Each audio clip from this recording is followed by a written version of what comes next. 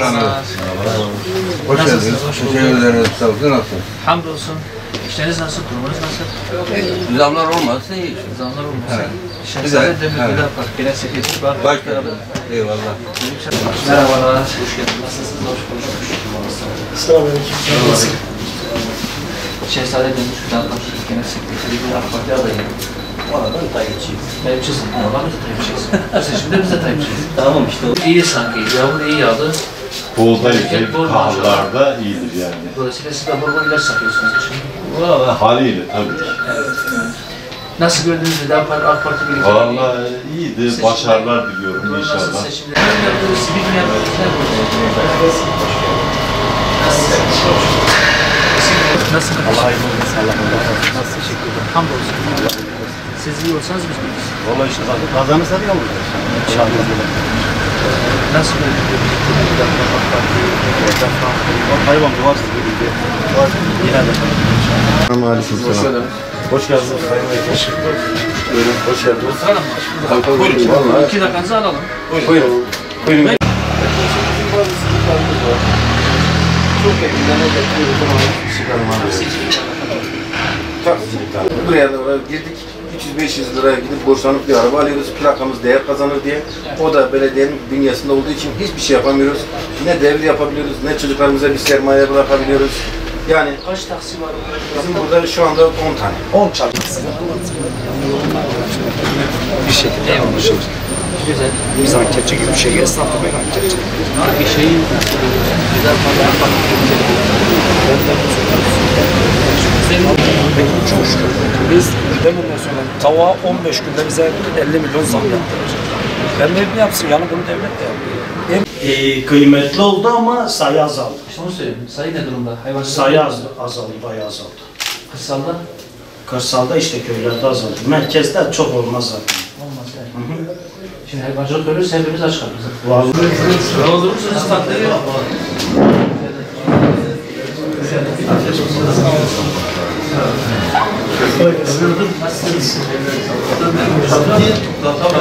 Buyurun vekilim.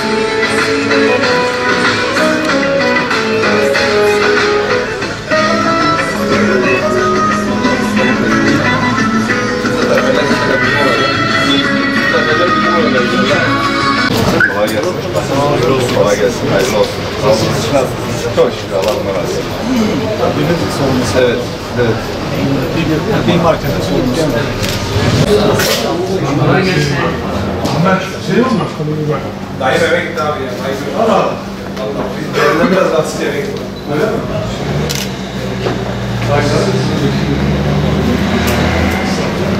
Selamünaleyküm. Aleykümselam.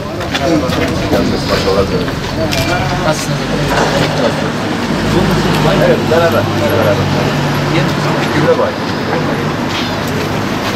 Bir şey demedim.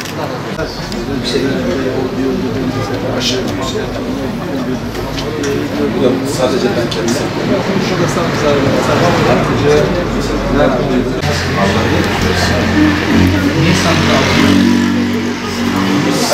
Cumartesi günleri saat 2'de topluyoruz, sabah koyuyoruz, hafta sonu 2'de topluyoruz. Ama o sizin İşleriniz nasıl? Çok şükür. Çalışıyoruz. Burada çalışıyorsunuz. Evet. Asgari ücret. Yok, kendi iş yerimiz olduğu için Kendi iş yapıyorsunuz. yani olur. Ne yeni olur? Var mı isteğiniz? Selam söylüyorsunuz. Kolay gelsin. Nasılsınız? İyi.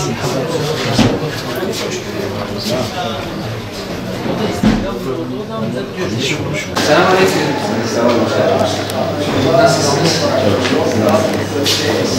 Nasıl gidiyor? Lokanta mı? Ne biliyorsun? Ne yediriyorsun? Cevap çeşitleri. Hani bir şey yok. Dolaptan. İşler nasıl? Çok şükür. Şimdi sen gider hacım bana kaç dakika dayanır?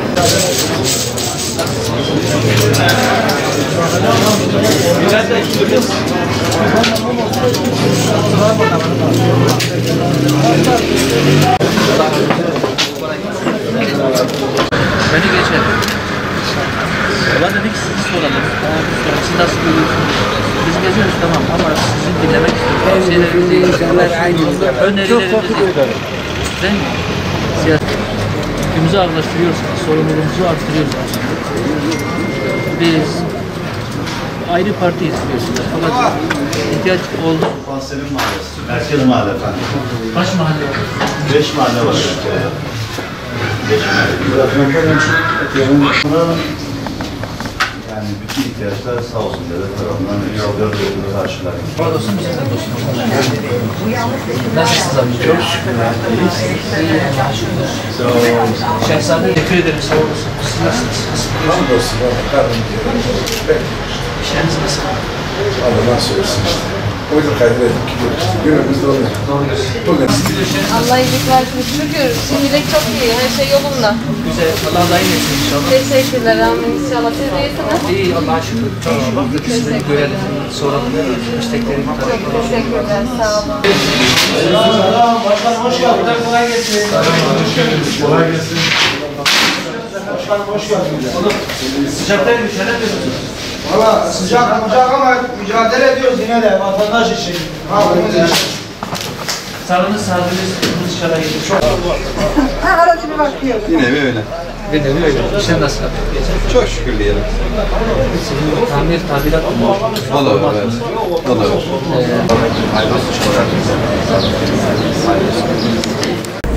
Bismillahirrahmanirrahim. Evet değerli arkadaşlar, bugün Gaziantep teşkilatımızla birlikte esnaf ziyaretine çıktık.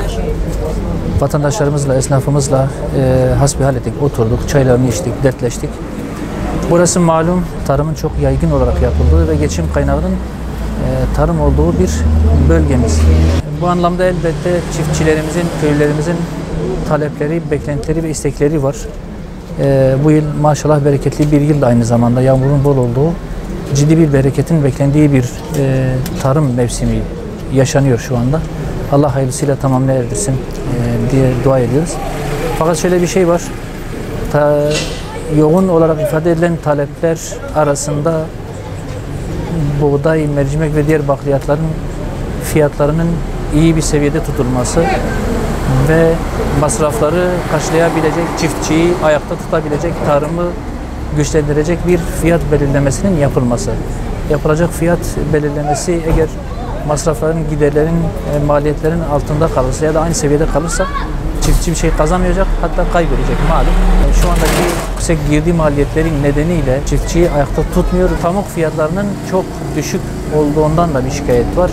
Toplumumuzun, hükümetten beklentisi pamuk fiyatlarının iyi bir noktaya çıkarılması ve çiftçinin mağdur edilmemesidir. Malum biliyorsunuz pamuk ekimi, pamuk tarımı çok masraflı, uğraşlı bir iş. Eğer değmese, çiftçi ondan beslenmese, çiftçi tarımını, üretimini geliştirmese pamuğuyla uğraşmaz, bırakacak, gidecek. Dolayısıyla memleket kaybedecek. Ayrıca belediyenin hizmetlerinin çok daha geniş sahalara yayılması ve artırılması talebi de var. Genel anlamda bu talepler ifade edildi, dile getirildi, ancak toplumumuzun hükümetinin etrafında kenetlendiği, geleceğe dair birlik, beraberlik ve kardeşliğe olan ihtiyacın vurgulandığı bir ilçe aynı zamanda. Herkes bu hassasiyeti taşıyor.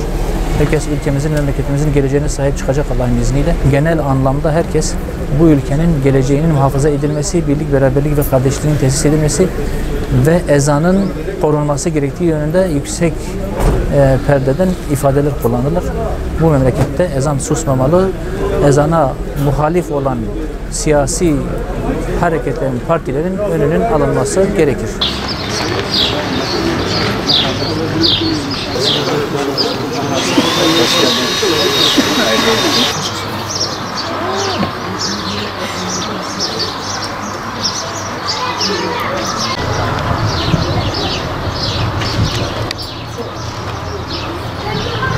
Bunu yapmadan hakimiyeti gidemeyiz diyorsunuz. Taleplere sağlık ile yapmamız lazım. Allah-u Teala da benim dinime, benim değerlerime Yani İsrail'in, Batı'nın, Amerika'nın, Haydar ona karşı olduğu için